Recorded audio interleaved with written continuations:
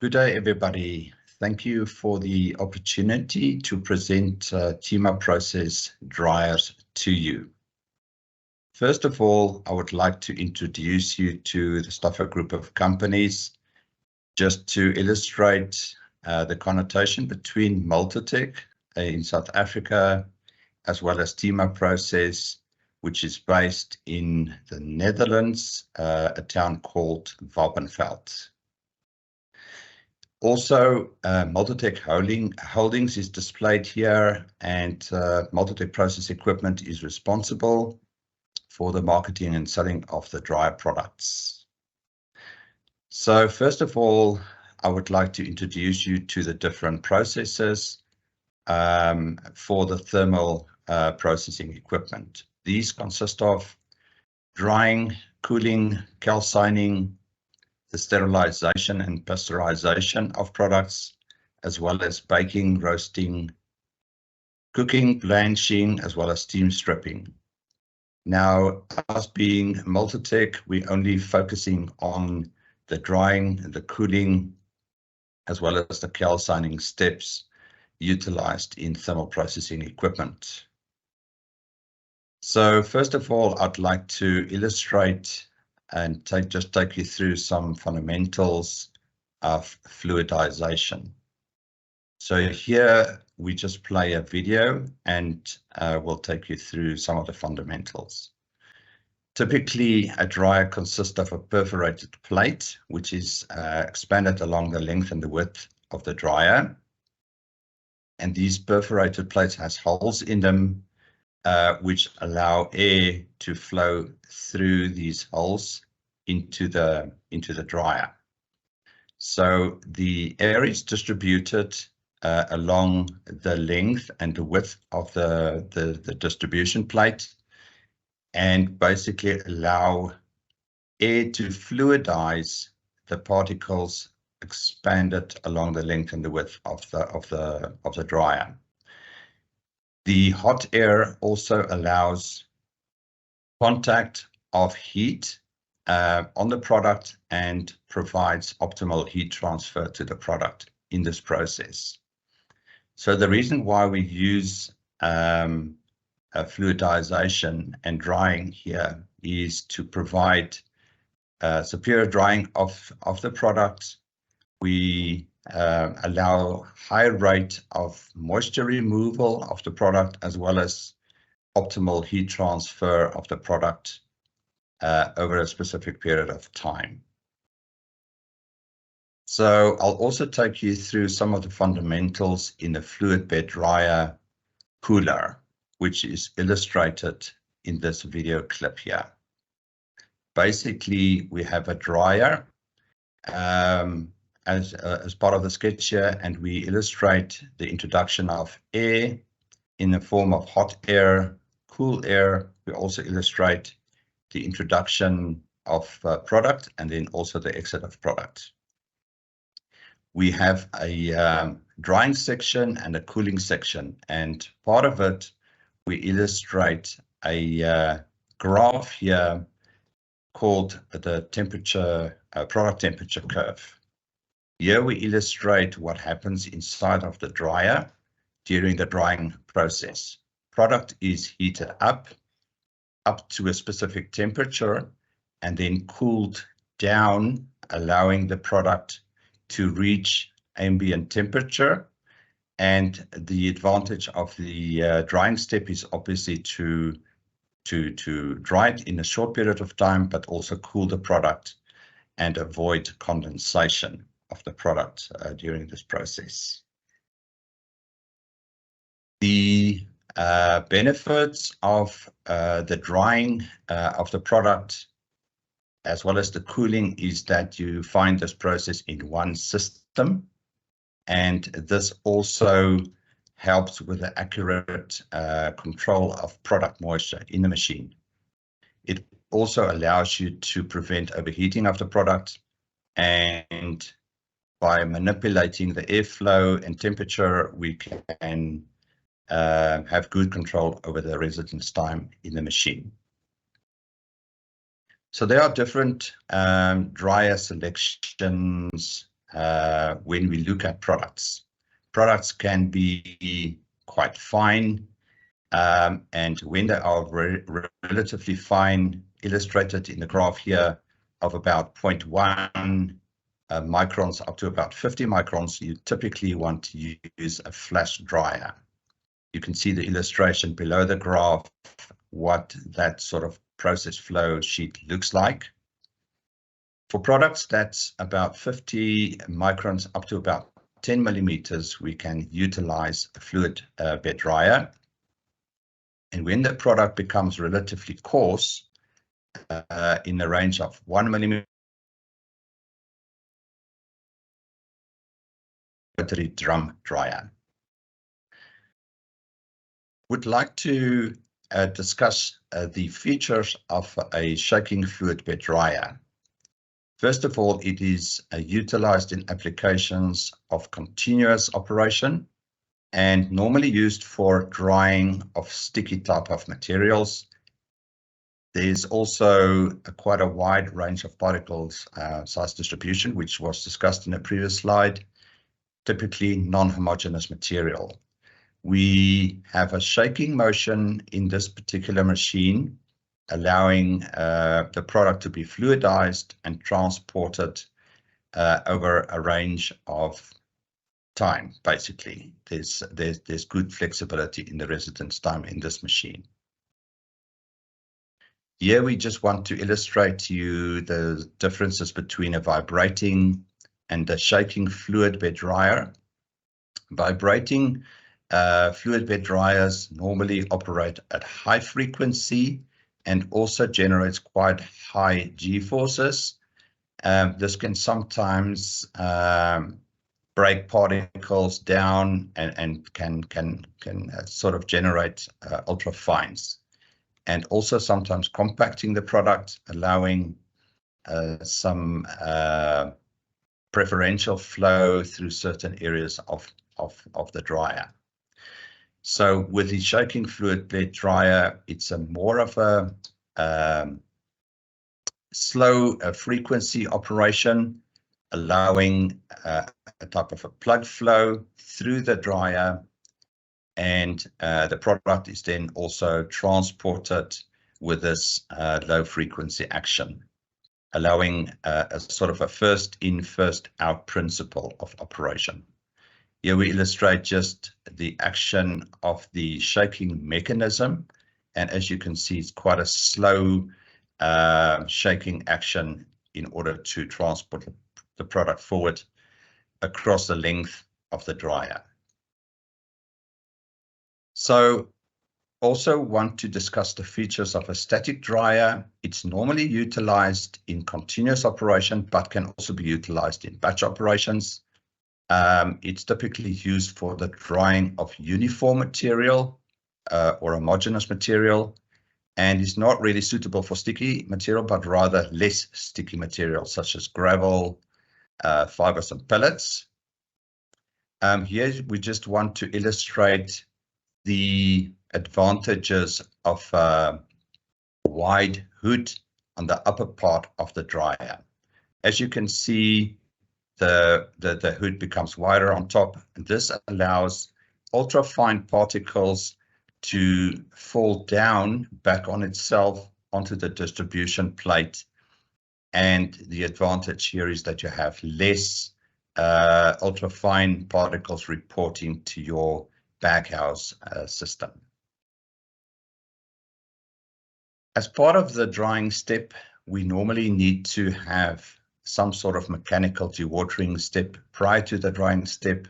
Here we just illustrate the utilization of a centrifuge, typically on crystalline products, and these can then be used to pre-dewater the product before entering the dryer. Also, filter presses can be utilized, and the filter press normally is used for applications where the product is very, very fine, but it does produce a filter cake. And prior to the filter cake introduction, we need to consider pre-material handling in the form of mixing it, breaking the lumps down, and then you can also granulate it afterwards to provide a more homogeneous product feed into the dryer. Here you can see the shaking effect of the dryer again. So also would like to illustrate to you the utilization of a centrifuge. In this particular video, we have a crystalline product, and you can see the fluidization of the product, as well as the shaking mechanism, allowing the product to be discharged on the weir, which is basically set to allow a certain filter cake height in the fluid bed dryer.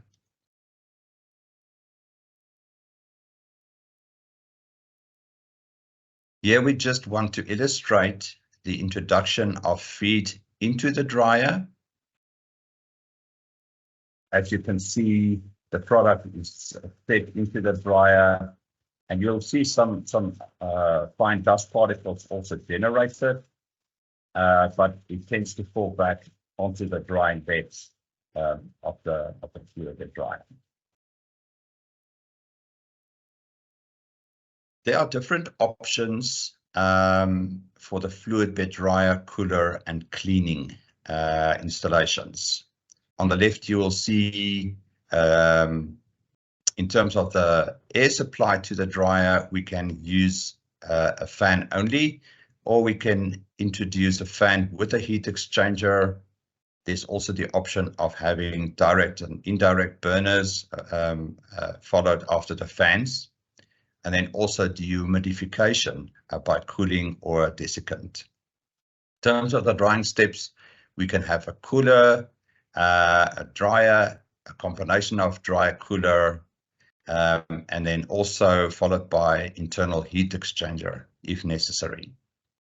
In terms of the exhaust system of the dryer, we can utilize cyclones, cyclones with a wet scrubber, cyclone with a filter, and then only a filter, and then also the option of having a Venturi scrubber.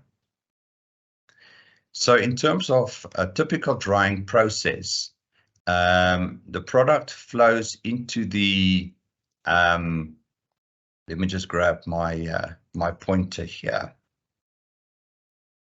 In terms of the drying, typical drying process, you have air being introduced by the fan into the heat exchanger, followed by the product being dried in the dryer, and then exits and goes into the bag filtration system, and then the exhaust fan is where the product then exits. The other option is to have a, sorry guys, the slide's hanging. The other alternative option is to have heat recovery, and heat recovery is where the air is introduced from the air supply fan through the heat exchanger, and then going into the dryer, into the bag house, and then exits the exhaust fan but goes through a heat exchanger. This allows the cool air entering the drying system to be heated up, and this helps with the evaporation cooling process step.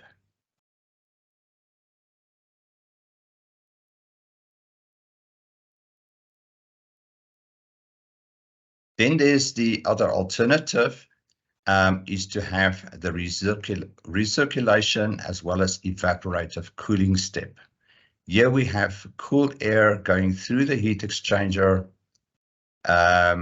into the secondary heat exchanging system, into the dryer, and then also out to the dust extraction baghouse filtration system, with hot air going through the primary heat exchanger, but also we have the option of circulating cool air at elevated temperature back into the drying, basically the drying fan feed into the dryer, and then also cool air circulated into the dryer. So this is all to assist with the optimization of utilization of energy into the system. So part of the evaporative cooling graph here, we illustrate the initial increase in temperature of the product, then a stabilization zone. This is where the product is then evaporated and demoisturized. As soon as the graph increase in temperature, this is where your product is dry enough before it exits the dryer. If you have a conventional drying curve, then you don't really get a big benefit to dry the product beyond the required moisture. So this is a standard cooling graph with ambient air. But if we introduce the evaporative cooling step, then you can see that the product does not have to be dried, for instance, in this example, 2.1%, but it can be dried up to 0.5 or 1%, and then you allow the evaporative cooling step to dry the product further to the required 0.3 or 0.2% moisture. If you look at the graph in terms of temperature and time, there's a benefit of having the evaporative cooling step, as your residence time in the machine is significantly shorter compared to the standard cooling with ambient air. Just to illustrate this in a summary, the energy usage with a basic installation with no heat recovery, we have the utilization of 255 megajoules per ton dry sand. With the exhaust air being circulated, we reduce that to 225 megajoules per ton dry sand. And if we have the exhaust air circulation, including the evaporative cooling step, then we have the least amount of energy uses as 195 megajoules per ton dry sand.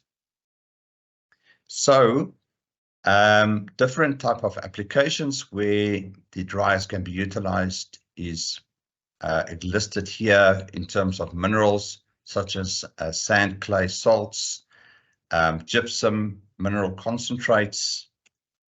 We also have applications for the chemical industry, for fertilizers, pesticides, polymers, carbon black. For the food and the feed industry, there's different applications such as breadcrumb drying, citrus peel, egg powder, dextrose, and spices. For biomass and waste applications, there's also a vast different type of applications such as chicken manure, paper sludges, PET.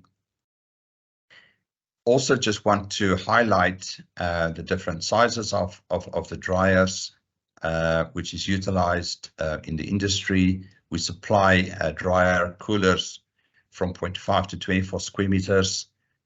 The air cyclones from 0.3 to 2 meter in diameter. The filters from 50 to 2,000 square meters. Scrubbers also 0.5 to 4 meter in diameter. And then also all these products can be introduced in different materials of construction such as GRP, mild steel, stainless steel, duplex, and titanium.